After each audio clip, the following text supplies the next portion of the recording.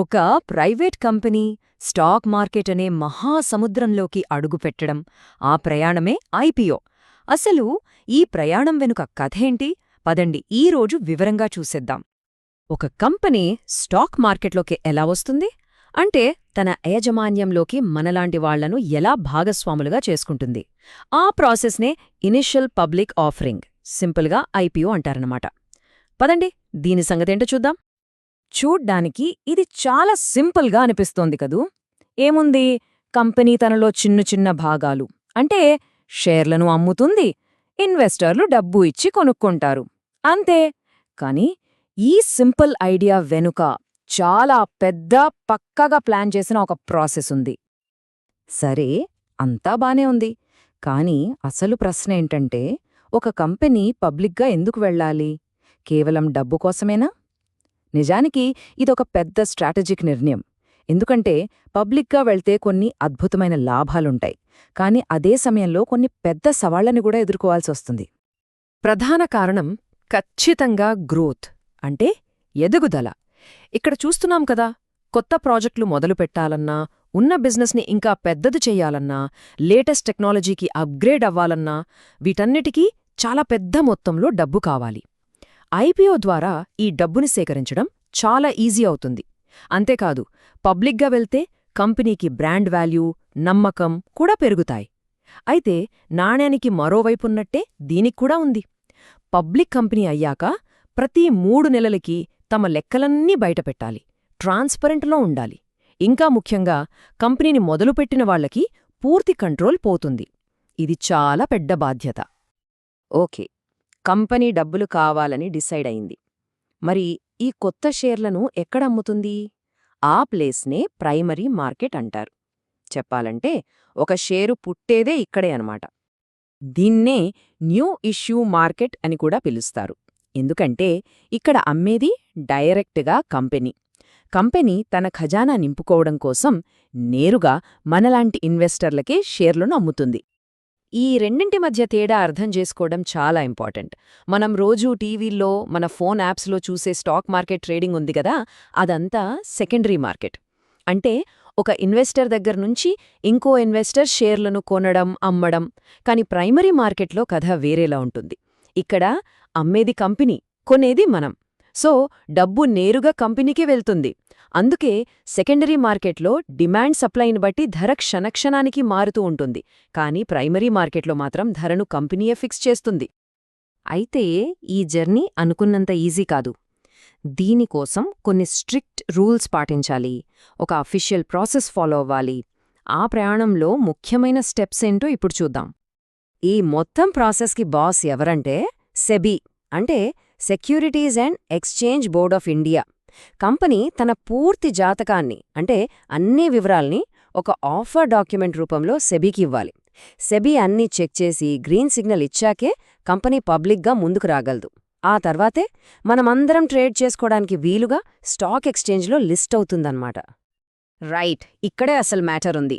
1000 కోట్ల విలువైన కంపెనీలో ఒక చిన్న షేర్ ధరని ఎలా డిసైడ్ చేస్తారు? తక్కువ పెడితే కంపెనీకే లాస్, మరి ఎక్కువ పెడితే ఎవ్వరూ కొనడానికి ముందుకురారు. ఈ బ్యాలెన్స్ సాధించడానికి మేజర్గా 2 పద్ధతులున్నాయి. ఒకప్పుడు ఫిక్స్డ్ ప్రైస్ మెథడ్ ఉండేది. అంటే కంపెనీయే ఈ షేర్ ధర ఇంత అని ఫిక్స్ చేసేసేది. కాని ఇప్పుడెక్కువగా వాడుతున్నది బుక్ బిల్డింగ్ మెథడ్. ఇది ఒక రకంగా వేలంపాటలాంటిదన్నమాట. కంపెనీ ఒక ప్రైస్ రేంజ్, అంటే ప్రైస్ బ్యాండ్ ను ఇస్తుంది. ఇన్వెస్టర్లు ఆ రేంజ్లో వాళ్లకు నచ్చిన ధరకు బిడ్ చేస్తారు. చివరికి ఎక్కువ మంది ఏ ధరకు కొనడానికి రెడీగా ఉన్నారో చూసి ఫైనల్ ప్రైస్ను డిసైడ్ చేస్తారు. ఇలా చేయడం వల్ల మార్కెట్ పల్స్ ఏంటో తెలుస్తుంది. ఉదాహరణకి ప్రైస్ బ్యాండ్ 100 నుంచి 110 రూపాయలు అనుకుందాం. ఇందులో 100 రూపాయలని ఫ్లోర్ ప్రైస్, అంటే కనీస ధర అంటారు. 110 రూపాయలని క్యాప్ ప్రైస్, అంటే గరిష్ట ధర అంటారు. మనం ఈ రెండింటి మధ్యలో మనకు నచ్చిన ఏ ధరకైనా అప్లై చేసుకోవచ్చు. సరే, ఇదంతా కంపెనీ సైడ్ స్టోరీ. మరి మన సంగతి ఏంటి? ఒక నార్మల్ ఇన్వెస్టర్గా మనం ఈ ఐపీఓలో ఎలా పార్టిసిపేట్ చేయాలి? ఆ మార్గాలేంటో ఇప్పుడు చూసేద్దాం. టెక్నాలజీ పుణ్యమా అని ఇప్పుడు ఐపీఓకి అప్లై చేయడం చాలా ఈజీ. ముఖ్యంగా ఏఎస్బీఏ అనే పద్ధతి ఉంది. ఇది చాలా సేఫ్. ఇందులో మన డబ్బు మన అకౌంట్లోనే ఉంటుంది, జస్ట్ బ్లాక్ అవుతుందంతే. ఒకవేళ మనకు షేర్లు అలాట్ అయితేనే డబ్బు కట్ అవుతుంది, లేదంటే వెంటనే రిలీజ్ అయిపోతుంది. ఇంకా సింపుల్గా కావాలంటే యూపీఐ ద్వారా కూడా జస్ట్ కొన్ని క్లిక్స్తో అప్లై చేసేయొచ్చు. కంగ్రాట్స్! ఐపీఓలో అప్లై చేశారు, మీకు షేర్లు కూడా వచ్చేశాయి. మరి ఇక్కడితో స్టోరీ అయిపోయిందా? అస్సలు కాదు. చెప్పాలంటే ఇక్కడే అసలు కథ మొదలవుతుంది. ఎందుకంటే షేర్లు కొనడమంటే జస్ట్ డబ్బులు పెట్టడం కాదు, ఒక బాధ్యత తీసుకోవడం కూడా. ఈ పాయింట్ చాలా పవర్ఫుల్. ఎందుకంటే షేర్లు కొన్నాక ఇక కేవలం ఇన్వెస్టర్ కాదు, ఆ కంపెనీలో ఒక ఓనర్ కూడా. ఒక్క షేరున్నా 100 షేర్లున్నా ఆ కంపెనీలో మనం ఒక భాగస్వామి. అంటే ఆ కంపెనీ మంచి చెడుల్లో మనకు వాటా ఉన్నట్టే. ఒక ఓనర్గా కొన్ని స్పెషల్ రైట్స్ ఉంటాయి. కంపెనీ తీసుకునే ఇంపార్టెంట్ నిర్ణయాలపై ఓటు వేసి మన అభిప్రాయం చెప్పొచ్చు. కంపెనీకి లాభాలొస్తే అందులో కొంత భాగాన్ని డివిడెండ్ రూపంలో మనం పొందవచ్చు. యాన్యువల్ మీటింగ్స్కి వెళ్లి మేనేజ్మెంట్ను డైరెక్ట్గా ప్రశ్నలడిగే హక్కు కూడా ఉంటుంది. అయితే హక్కులతో పాటే బాధ్యతలు కూడా ఉంటాయి. ఒక ఓనర్గా మన అతిపెద్ద బాధ్యత ఏంటంటే ఇన్ఫర్మేషన్తో అప్డేట్గా ఉండటం. మన డబ్బు ఎక్కడికి వెళ్తోంది, కంపెనీ ఎలా నడుస్తోంది అని ఎప్పటికప్పుడు తెలుసుకుంటూ ఉండాలి. మన ఇన్వెస్ట్మెంట్ను కాపాడుకోవడానికి ఇది చాలా అవసరం. మరి ఒక ఐపీఓలో స్మార్ట్గా ఇన్వెస్ట్ చేయాలంటే ఏం చేయాలి? ఈ చెక్లిస్ట్ ఒక గైడ్లా పనిచేస్తుంది. అయితే ఇక్కడ కొన్ని రిస్కులను కూడా మనం గుర్తుపెట్టుకోవాలి. ఐపీఓలు చాలాసార్లు విపరీతమైన హైప్తో వస్తాయి.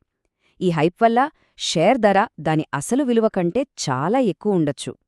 లిస్ట్ అయ్యాక ఆ హైప్ తగ్గితే ధర పడిపోయే ప్రమాదముంది. అంతేకాదు, ఐపీఓకి వచ్చే చాలా కంపెనీలకు పెద్దగా ట్రాక్ రికార్డు ఉండదు. కాబట్టి వాటి ఫ్యూచర్ని అంచనా వేయడం కష్టం. అందుకే కేవలం బయట టాక్ని నమ్మకుండా కంపెనీ మేనేజ్మెంట్ ఎలా ఉంది, వాళ్ల బిజినెస్ ప్లాన్ ఏంటి, ఇంకా ముఖ్యంగా మన రిస్క్ తీసుకునే కెపాసిటీ ఎంత, వీటన్నిటినీ బట్టి జాగ్రత్తగా నిర్ణయం తీసుకోవాలి. కాబట్టి ఇకపై ఎప్పుడైనా ఒక ఐపీఓ న్యూస్లోకి వచ్చినప్పుడు కేవలం ఒక ప్రేక్షకుడిలా ఉండిపోకుండా దాని వెనకున్న బిజినెస్ ఏంటి, దాని బలాలు బలహీనతలేంటి, అందులో ఉన్న అవకాశాలు రిస్కులు వీటన్నింటినీ అనలైజ్ చేసే ఒక స్మార్ట్ ఇన్వెస్టర్లా ఆలోచిస్తాం కదూ.